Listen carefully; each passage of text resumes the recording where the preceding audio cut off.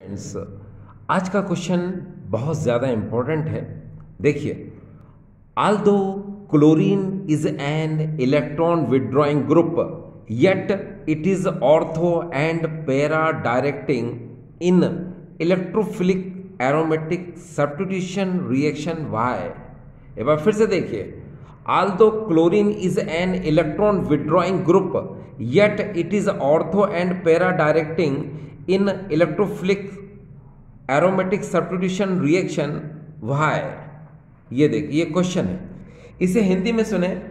Chlorine यद्यपि electron Aakarshi समूह है, फिर भी यह एरोमेटिक इलेक्ट्रॉन स्नेही प्रतिस्थापन अभिक्रियाओं में आर्थो तथा पेरा निर्देशक है। क्यों? तो डियर स्टूडेंट्स, जैसा कि आपको क्वेश्चन में समझ में आ रहा है कि यहां पर क्लोरीन जो है ये एक इलेक्ट्रॉन विड्रॉइंग ग्रुप है, उसके बाद भी ये इलेक्ट्रोफिलिक एरोमेटिक सब्स्टिट्यूशन रिएक्शन में आर्थो एंड पेरा पोजीशन पर जो है प्रोडक्ट का फॉर्मेशन करवाती है। ऐसा क्यों? तो देखिए, इसकी शुरुआत करते हैं हम। यहाँ पर आप बहुत अच्छे से जानते हैं कि ये है क्लोरोबेंजीन, ठीक है, और यहाँ पर ये मैंने लिया है इलेक्ट्रोफाइल या इलेक्ट्रोफिलिक रिएजेंट, इलेक्ट्रॉन स्नेही अभिकर्मक। आपको पता है, जब इस क्लोरोबेंजीन को कोई भी इलेक्ट्रोफिलिक रिएजेंट, कोई भी इलेक्ट्रोफाइल अप्रोच करता है, यानी इलेक्ट्रोफाइल इसके पास जाता है, तो यहाँ क्या होता है कि इस क्लोरोबेंजीन में ये जो पाई इलेक्ट्रॉन्स होते हैं, आप देख रहे हैं 1 2 3, ये 3 पाई, ये जो पाई इलेक्ट्रॉन्स होते हैं वो इस कार्बन से इस कार्बन की तरफ मूव करते हैं, इस कार्बन से इस कार्बन की तरफ जाते हैं, जिसकी वजह से यहाँ पर प्लस साइन आता है और इस कार्बन पर माइनस साइन आता है। ठीक है, यहाँ माइनस साइन आता है।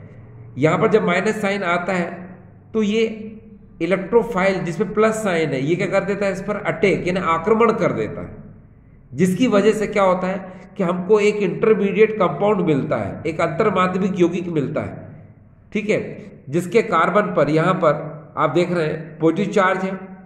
ठीक है, इसको हम लोग बोलते हैं, इस कंपाउंड को इंटरमीडिएट कंपाउंड। ठीक है, तो ये जो इंटरमीडिएट कंपाउंड है, अंतर्माध्यमिक यौगिक है, इसमें अगर आप ध्यान से देखें, यहां पर ये Cl है, क्लोरीन, ठीक, और आपको पता है इस क्लोरीन में माइनस आई इफेक्ट होता है, और minus I effect electron withdrawing group होता है, इलेक्ट्रॉन आकर्षी समूह होता है। जब ये Cl इस कार्बन जिसपे प्लस साइन है, इसके इलेक्ट्रॉनों को अपनी तरफ अट्रैक्ट करता है, तो ये जो बेंजीन रिंग है, इस पर क्या होगा कि स्टेबिलिटी जो है कम हो जाती है। इसको ऐसे भी कह सकते हैं कि इस कार्बोकेटायन की स्टेबिलिटी डिक्रीज हो जाती है। एक बार फिर से देखिए, जिस कार्बन पर पॉजिटिव चार्ज है, इसी से ये Cl लगा हुआ है और ये सिग्मा बॉन्ड से लिंक है, सिग्मा बंध से जुड़ा हुआ है। और आपको पता है Cl में क्या होता है, माइनस आई प्रभाव होता है, माइनस आई इफेक्ट होता है, जिसकी वजह से इलेक्ट्रॉनों को अपनी तरफ अट्रैक्ट करता है। जब इलेक्ट्रॉनों को अपनी तरफ अट्रैक्ट करेगा तो ये जो इंटरमीडिएट कार्बोकेटायन है, इस इंटरमीडिएट कार्बोकेटायन की स्टेबिलिटी क्या हो जाएगी, डिक्रीज हो जाएगी। इस इंटरमीडिएट कार्बोकेटायन का स्थायित्व घट जाएगा। ठीक है, इस अंतर्माध्यमिक कार्बोकेटायन का स्थायित्व घट जाएगा। अब आप इसको ऐसे भी देख सकते हैं कि यहाँ Cl ने देखा आपने कि यहाँ माइनस का इफेक्ट था, मगर यही Cl जो है प्लस R या फिर प्लस M इफेक्ट भी शो करता है। इसको हम लोग बोलते हैं पॉजिटिव रेजोनेंस इफेक्ट, ठीक है, या फिर पॉजिटिव मेसोमेरिक इफेक्ट, जिसमें होता क्या है कि ये Cl अपने लोन पेयर इलेक्ट्रॉन इस बेंजीन रिंग की तरफ प्रोवाइड कराता है, इस बेंजीन रिंग को देता है, जिसकी वजह से ये जो कार्बोकेटायन है, ये जो इंटरमीडिएट कार्बोकेटायन है, इसकी स्टेबिलिटी क्या हो जाती है, बढ़ जाती है। अब देखिए, यहां दोनों चीजें आपको नजर आ रही है। यहां Cl माइनस आई इफेक्ट की तरह भी शो कर रहा है, और यहां पर Cl जो है प्लस R इफेक्ट की तरह भी शो कर रहा है। माइनस आई इफेक्ट में इलेक्ट्रॉनों को ये अपनी तरफ अट्रैक्ट करता है, और प्लस R में ये इलेक्ट्रॉनों को बेंजीन रिंग की तरफ देता है। ठीक है, तो यहां पर आपने देखा कि ये दोनों एक दूसरे के अपोजिट वर्क करते हैं, क्योंकि आपने देखा इंडक्टिव इफेक्ट ऊपर की तरफ इलेक्ट्रॉन को अट्रैक्ट कर रहा है, और जबकि यहां पर रेजोनेंस में क्या हो रहा है कि ऊपर से बेंजीन रिंग की तरफ इलेक्ट्रॉन आ रहा है। इसका मतलब क्या निकला कि minus I effect and resonance effect, minus I effect and resonance effect एक दूसरे का अपोजिट वर्क करते हैं, एक दूसरे के विपरीत कार्य करते हैं। तो होता यह है कि इस माइनस आई इफेक्ट के कंपैरिजन में, इस माइनस आई इफेक्ट के कंपैरिजन में यहां पर जो प्लस आर इफेक्ट होता है वो वीक होता है। इसको ऐसे भी हम कह सकते हैं कि माइनस आई इफेक्ट जो है ज्यादा इफेक्टिव होता है किससे, प्लस आर इफेक्ट से, ठीक है। और जिसकी वजह से क्या होता है कि इस इंटरमीडिएट कार्बोकैटायन पर डीएक्टिवेशन ज्यादा हो जाता है, यानी कि जिसे कहते हैं अस्थायित्व ज्यादा हो जाता है।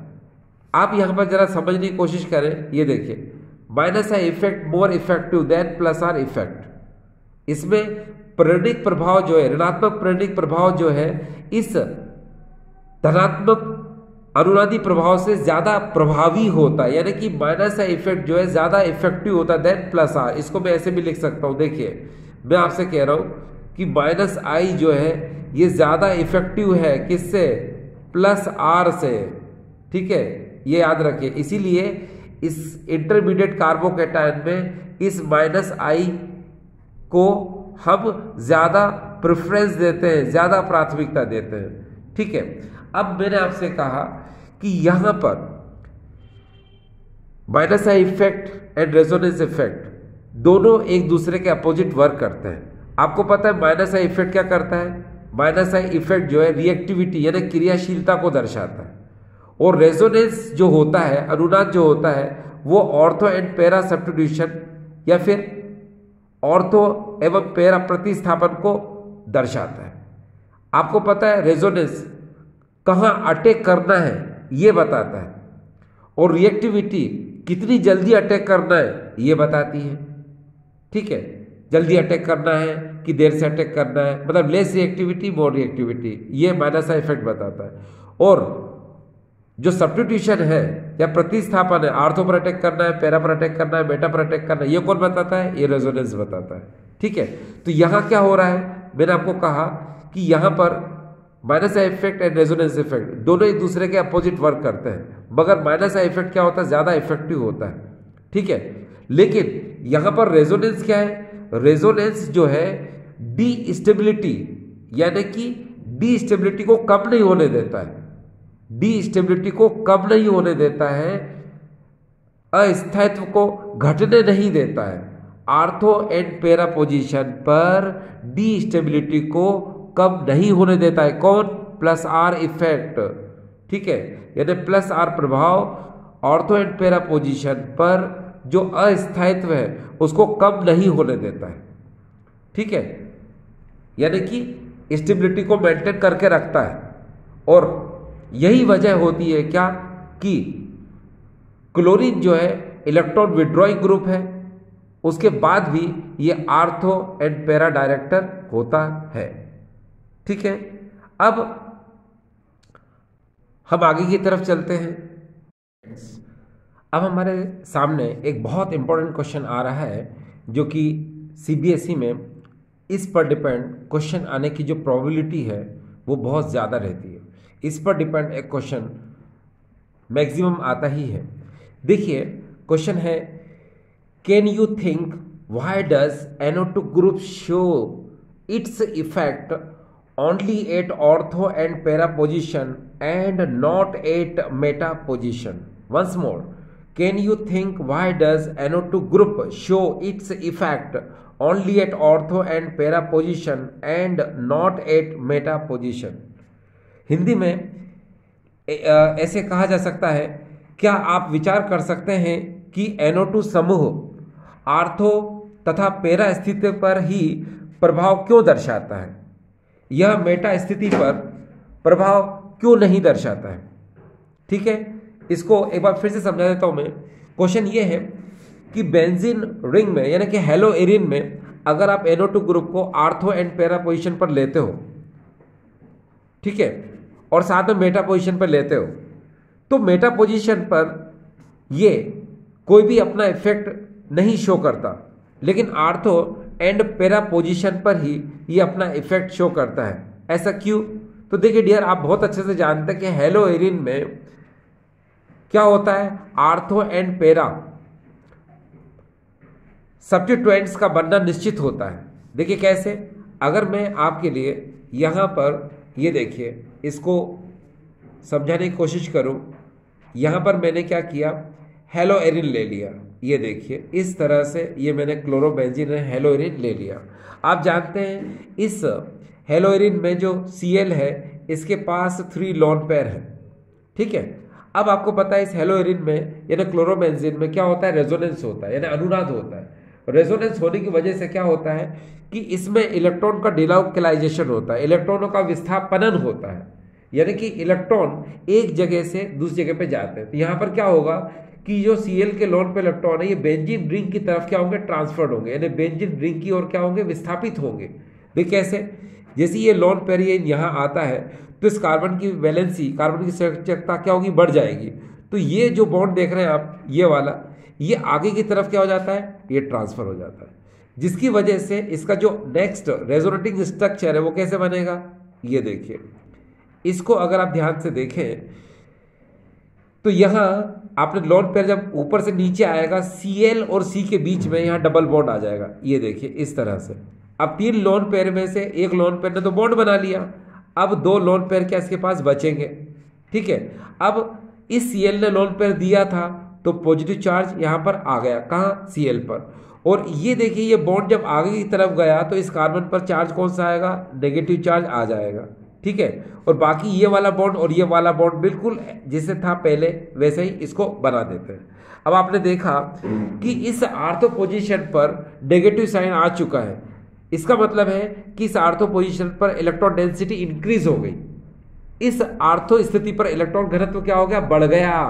अब अगर आप इसको आगे की तरफ मूव कराते हैं तो जैसे ही नेगेटिव आगे की तरफ जाएगा तो यहाँ पर इस कार्बन की वैलेंसी बढ़ जाएगी, तो ये बॉन्ड आगे की तरफ क्या हो जाएगा, ट्रांसफर हो जाएगा। तो नेक्स्ट इसका रेजोनेटिंग स्ट्रक्चर है वो ऐसे बनेगा, रेजोनेटिंग स्ट्रक्चर मीन्स अनुनादी संरचना। तो जैसे ही नेगेटिव यहाँ आएगा तो ये बॉन्ड बना लेगा, और ये बॉन्ड यहाँ आकर क्या हो गया, ये नेगेटिव में कन्वर्ट हो गया, ठीक। बाकी ये वाला बॉन्ड ऐसा कैसे रहेगा, और ऊपर Cl, कार्बन और Cl के बीच में डबल बॉन्ड जैसा है वैसा ही रहेगा, और साथ में प्लस साइन रहेगा। अब आगे देखिए, आपने क्या देखा कि आर्थो पोजीशन पर इलेक्ट्रॉन डेंसिटी बढ़ रही है, और यहाँ पर पैरा पोजीशन पर भी इलेक्ट्रॉन डेंसिटी क्या हो रही है, बढ़ रही है। इसी तरह से इस बॉन्ड को अगर हम और आगे मूव कराते हैं, ये नेगेटिव यहाँ आके बॉन्ड बनाएगा, तो यहाँ इस कार्बन की वैलेंसी बढ़ जाएगी, ये बॉन्ड आगे की तरफ क्या हो जाएगा, ट्रांसफर हो जाएगा। तो नेक्स्ट स्ट्रक्चर इसका ऐसे बनेगा, ये देखिए आपको फिर से, ये ऐसा कैसे बॉन्ड रहेगा, ये वाला यहाँ पर आके नया बॉन्ड बना, ये बॉन्ड आगे गया तो यहाँ नेगेटिव साइन आ जाएगा, और बाकी सेम सिचुएशन बिल्कुल वैसी की वैसी फिर से ऐसी रहेगी।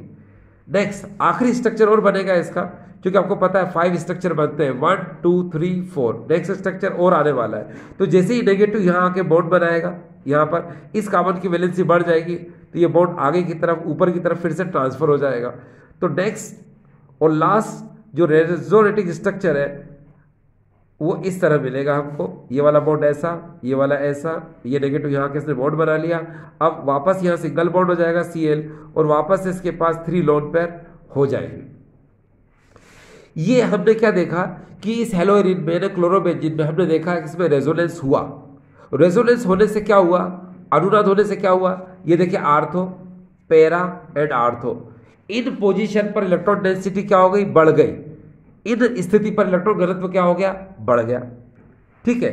अब वापस से हम किस क्वेश्चन पर आ जाते हैं, किस क्वेश्चन पर, ये देखिए क्वेश्चन क्या है, can you think why does NO2 group show its effect only at ortho and para position and not at meta position in haloarene. तो हेलोएरिन में क्या होता है कि ये आर्थो एंड पैरा पोजीशन पर अगर है तो उसका इफेक्ट दिखेगा, बेटा पर है तो नहीं दिखेगा। तो आप एक बात बिल्कुल मैंने क्लियर कर दी आपको कि हेलोइरिन में क्या होता है, ये जो हेलोइरिन है आर्थो एंड पैरा पोजीशन पर ही इलेक्ट्रॉन डेंसिटी बढ़ती है, आर्थो एंड पैरा पोजीशन पर ही इलेक्ट्रॉन डेंसिटी बढ़ती है, इलेक्ट्रॉन घनत्व बढ़ता है। आप देखो इसकी बेटा पोजीशन कहाँ है, यहाँ पर देखिए नेगेटिव साइन नहीं आया, ठीक है, यहाँ पर भी देखिए नेगेटिव साइन नहीं आया, ये बेटा ही है, ये बेटा।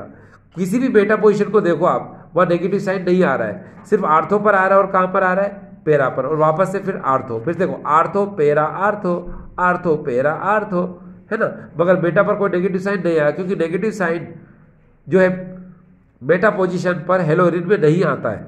ठीक, अब ये क्लियर करने के बाद वापस से हम अपने क्वेश्चन पर, है ना, ध्यान देते हैं। तो सबसे पहले हम क्या करते हैं, आर्थो को समझाते हैं आपके लिए, फिर पैरा को समझाएंगे और फिर बेटा को समझाएंगे, तो आपको ये बिल्कुल क्लियर हो जाएगा। देखिए कैसे, आप ये बहुत अच्छे से जानते हो, ये आर्थो क्लोरो नाइट्रोबेंजीन। अब ये OH कौन है, OH जो है ये न्यूक्लियोफाइल है, यानी कि नाभिक इसलिए अभिकर्मक है, ठीक है। अब ये न्यूक्लियोफाइल जो है ये अटैक करेगा कहां पर, यहां पर, कहां पर, इस ऑर्थोक्लोरो नाइट्रोबेंजीन पे। तो पहले मैं आपको एक बात बिल्कुल क्लियर कर दूं कि सुनिए, कि जब इस हेलोइरिन में NO2 आर्थो पोजीशन पर हो और पैरा पोजीशन पर हो, तो क्या होता है कि ये न्यूक्लियोफाइल का अटैक इजीली हो जाता है, ठीक है। कहां पर, अगर ये NO2 आर्थो पर लगा रहे और पैरा पर लगा रहे, तो ये न्यूक्लियोफाइल क्या करता है, इजीली अटैक कर देता है, कहां पर, यहां पर, ठीक है। जिसकी वजह से क्या होता है कि ये कार्ब एनायन का फॉर्मेशन करता है, और कार्ब एनायन जो है रेजोनेंस के थ्रू, रेजोनेंस के द्वारा स्थायित्व प्राप्त कर लेता है, स्टेबिलिटी गेन कर लेता है, ठीक है। आपके सामने यहां पर क्या है, ये आर्थोक्लोरो नाइट्रोबेंजीन है। आप थोड़ा सा ध्यान देना कि इस आर्थोक्लोरो नाइट्रोबेंजीन में जब आप ये NO2 को लिंक करते हो, तो यहां पर इस NO2 को, ये जो NO2 ग्रुप है इसमें N पर पॉजिटिव और O पर नेगेटिव, और यहाँ N इस ऑक्सीजन के साथ डबल बॉन्ड से आपको जोड़ना है, यानी ये ग्रुप क्या है, बिल्कुल कांस्टेंट है। शुरुआत में आपको बिल्कुल यही लेके चलना है और लास्ट तक यही लेके चलना है, ठीक है। अब यहाँ पर आप देख रहे हो इसका नाम आर्थोक्लोरो नाइट्रोबेंजीन है। होता ये है कि इसके अंदर ये जो न्यूक्लियोफाइल है OH नेगेटिव, ये अटैक करेगा तो कैसे करेगा, तो देखिए सबसे पहले ये जो बॉन्ड है, बॉन्ड आपको यहां नजर आ रहा है पाई बॉन्ड, ये पाई बॉन्ड क्या होता है कि यहां से जब इस तरफ नीचे की तरफ आता है, ठीक है, तो इसके कार्बन पर यहां पर पॉजिटिव चार्ज आ जाता है और यहां पर क्या आता है, नेगेटिव चार्ज आ जाता है। तो जैसे ही यहां पर पॉजिटिव चार्ज आता है, ठीक है, तो ये OH नेगेटिव यानी कि जो न्यूक्लियोफाइल है, नाभिक इसलिए अभिकर्मक है, ये क्या कर देता है, इस पर अटैक कर देता है। देखो अटैक कहां पर, इस कार्बन पर जहां पर ये Cl लगा हुआ है, यहां पर ये अटैक कर देता है, ठीक है। और ये पाई बॉन्ड जब आगे से यहां गया था तो इस कार्बन पर नेगेटिव चार्ज आ जाता है। ये देखिए, ये स्ट्रक्चर समझ में आ गया आपको, ठीक है, क्योंकि ये OH नेगेटिव यहां जुड़ गया, ठीक है, Cl के साथ इसके कार्बन पर, और यहां कार्बन पर क्या आ गया, नेगेटिव चार्ज ये आ चुका। अब आपको पता है कि इस आर्थो पोजीशन पर ये NO2 ग्रुप लगा हुआ है, तो ये NO2 ग्रुप क्या करता है, इस आर्थो पोजीशन पर जो इलेक्ट्रॉन डेंसिटी बढ़ गई थी उसको ये डिक्रीज कर देता है, उसको क्या कर देता है, ये NO2 ग्रुप घटा देता है, कम कर देता है, ठीक है। कैसे कम कर देता है, देखिए जैसे ये नेगेटिव जो कार्बन पर है ये कहां जाता है, यहां नाइट्रोजन के पास, ठीक, तो यहां क्या बन जाएगा, डबल बॉन्ड बन जाएगा। तो इस नाइट्रोजन की वैलेंसी क्या हो जाएगी, बढ़ जाएगी, तो इसलिए ये वाला बॉन्ड कहां हो जाएगा, आगे की तरफ चला जाएगा, जिसकी वजह से इन दोनों के बीच में अब यहां डबल बॉन्ड आ जाएगा और यहां पर ऑक्सीजन पर नेगेटिव चार्ज आ जाएगा। ये देखिए, ये स्ट्रक्चर हमको मिल चुका है, ठीक, ये वाला स्ट्रक्चर, ठीक है। अब इसके बाद क्या होगा, अब इसके बाद जो नेक्स्ट स्ट्रक्चर बनता है वो कैसे बनेगा कि ये जो नेगेटिव है, ये नेगेटिव वापस से जब यहां बॉन्ड बनाएगा, यहां पर डबल बॉन्ड फॉर्मेशन करेगा, तो इस नाइट्रोजन की फिर से वैलेंसी यानी संयोजकता क्या हो जाएगी, बढ़ जाएगी। जब बढ़ जाएगी तो यहां जो डबल बॉन्ड है ये कहां जाएगा, ये यहां आएगा, कहां पर, यहां। वो जैसे ही ये यहां पर डबल बॉन्ड आता है तो इस कार्बन की संयोजकता फिर से क्या होगी, वैलेंसी बढ़ जाएगी, तो ये वाला बॉन्ड क्या हो जाएगा, फिर आगे की तरफ मूव कर जाएगा, ठीक है। ध्यान देना, या एक साथ तीन चीजें हो रही है, नेगेटिव यहाँ आकर के बॉन्ड बना रहा है, इसकी वैलेंसी बढ़ रही है, तो ये बॉन्ड कहाँ हो जाएगा, आगे की तरफ जाएगा। जैसे ही यहाँ आगे की तरफ गया तो यहाँ कार्बन की वैलेंसी बढ़ जाएगी, तो ये बॉन्ड फिर आगे की तरफ क्या हो जाएगा, मूव कर जाएगा, जिसकी वजह से अब नेगेटिव साइन कहाँ आएगा, यहाँ पर। कहाँ आएगा नेगेटिव साइन, यहाँ पर आ जाएगा। यहाँ नेगेटिव आया था तो यहाँ डबल बॉन्ड आ जाएगा, ये बॉन्ड आ गया तो यहाँ डबल बॉन्ड आ जाएगा। तो नेक्स्ट सिचुएशन है जो आपको नजर आ रही है, ये देखिए ये वाली, ठीक है, क्लियर। अब उसके बाद क्या होगा कि नेक्स्ट स्ट्रक्चर अगर इसका हम देखें तो वो ऐसे है कि जैसे ही ये नेगेटिव यहाँ आकर बॉन्ड बनाता है तो इस कार्बन की वैलेंसी क्या हो जाएगी, संयोजकता बढ़ जाएगी, तो ये बॉन्ड फिर आगे की तरफ मूव कर जाएगा। यहाँ पर ये आगे की तरफ क्या कर गया, मूव कर गया। तो अब नेगेटिव साइन कहाँ आ जाएगा, यहाँ पर, और ये नेगेटिव यहाँ आकर बॉन्ड बना लेगा, तो आपको ये वाला स्ट्रक्चर मिल जाएगा। अब आप इन स्ट्रक्चर को ध्यान से देखो, ये 1 2 3 4 ये जो चारों स्ट्रक्चर आपको नजर आ रहे हैं, एक बार फिर से देखिए, 1 2 3 4, इनको हम लोग बोलते हैं रेजोनेटिंग स्ट्रक्चर, ठीक है, अनुनादी संरचना, ठीक है। अब आप ध्यान से देखो कि जब इस न्यूक्लियोफाइल ने यहां अटैक किया था तो इस कार्बन पर नेगेटिव साइन था, तो इसको हम लोग बोलते हैं कार्ब एनायन। क्या बोलते हैं इसको हम, कार्ब एनायन। अगर पॉजिटिव साइन होता कार्बन पर तो क्या बोलते हैं हम, कार्बोकेटायन। अगर यहाँ नेगेटिव साइन है तो क्या बोलेंगे, कार्ब एनायन। फिर जब ये कार्ब एनायन यहाँ बना तो रेजोनेंस के थ्रू क्या कर लेगा, ये स्टेबिलिटी गेन कर लेगा, अनुनाद के द्वारा क्या कर लेगा, ये स्थायित्व ग्रहण कर लेगा, ठीक है। अब आप देख सकते हो कि नेगेटिव साइन कहां से कहां तक घूमा, ये देखिए यहां पर नेगेटिव है, फिर ये नेगेटिव एंड में कहां पर आया, यहां पर आया, जरा ध्यान से देखिए यहां पर। तो ओवरऑल ये यहां से शुरू हुआ, आर्थो पोजीशन से शुरू हुआ और आर्थो पर ही क्या हुआ, खत्म हुआ। तो इन चारों का जो हाइब्रिड स्ट्रक्चर होता है, जिसको बोलते हैं हम अनुनादी संकर बोलते हैं, वो स्ट्रक्चर इस तरह से दिखाई देगा। ये देखिए ये चारों का मिक्सिंग है, ये रेजोनेटिंग स्ट्रक्चर है ना, उन सबका मिक्सिंग करके ऐसे, यानी कि नेगेटिव साइन बता रहा है कि आर्थो से शुरू हुआ था, फिर पेरा पर नेगेटिव साइन आया, फिर वो आर्थो पर ही नेगेटिव साइन आया, ठीक है। ये इसीलिए हम इसको बोलते हैं क्या, रेजोनेंस के थ्रू इस कार्ब एनायन ने स्टेबिलिटी गेन कर ली, ठीक है। इस कार्ब एनायन ने अनुनाद के द्वारा स्थायित्व ग्रहण कर लिया। अब इसके बाद क्या होता है, ये फास्ट स्टेप होती है, जिसकी वजह से क्या होता है कि यहां पर ये जो Cl है, ये Cl नेगेटिव आयन बनकर क्या हो जाता है, बाहर हो जाता है। ये देखिए जैसे ही ये बॉन्ड आगे की तरफ जाएगा तो ये नेगेटिव बना लेगा, यहां पर ये पॉजिटिव और नेगेटिव ये मिलकर के वापस से बेंजीन रिंग का फॉर्मेशन कर लेंगे और Cl नेगेटिव क्या हो जाएगा, यहां से बाहर हो जाएगा। तो आपने देखा, आपने क्या देखा, आपने ये देखा कि इस हेलो एरिन में अगर आर्थो पोजीशन पर नाइट्रो ग्रुप को लगा दिया जाए तो ये NO2 ग्रुप क्या करता है, इस कार्बन पर जो इलेक्ट्रॉन डेंसिटी बढ़ गई थी, यानी कि जो नेगेटिव चार्ज था, उसको ये अट्रैक्ट कर लेता है, उसको ये अपनी तरफ खींच लेता है। क्यों, क्योंकि इस NO2 में -R इफेक्ट होता है, ऋणात्मक अनुनादी प्रभाव होता है, जिसकी वजह से क्या होता है, ये जो बेंजीन में जो कार्ब एनायन था वो रेजोनेंस के थ्रू अनुनाद के द्वारा क्या करता है, स्थायित्व ग्रहण कर लेता है इस तरह से।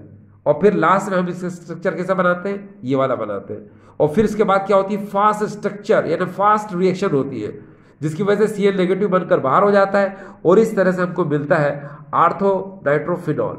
ये देखिए, यानी इस फिनोमिना में क्या हुआ कि ये Cl नेगेटिव जो है, जो नेगेटिव Cl नेगेटिव जो है इस OH नेगेटिव से क्या हो गया, डिस्प्लेस हो गया।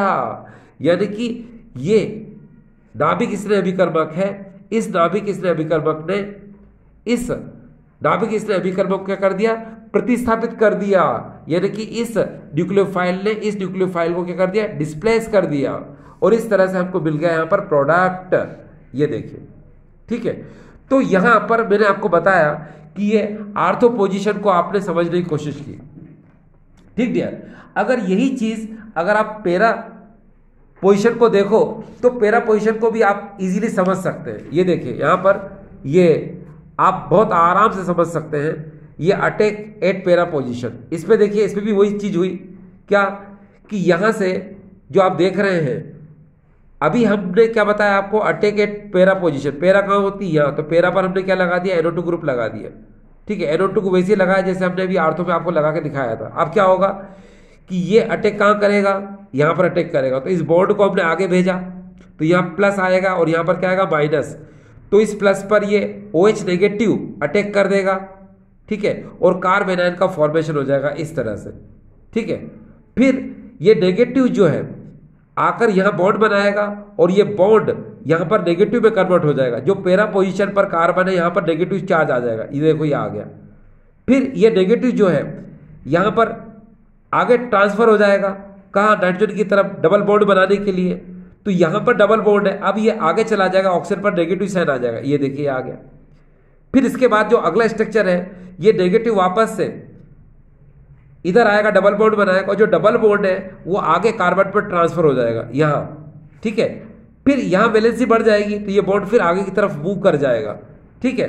तो इस तरह से आपने देखा कि ये वाला स्ट्रक्चर मिल जाएगा। इन चारों स्ट्रक्चर का ये क्या हाइब्रिड स्ट्रक्चर है, आपने इसको बना लिया।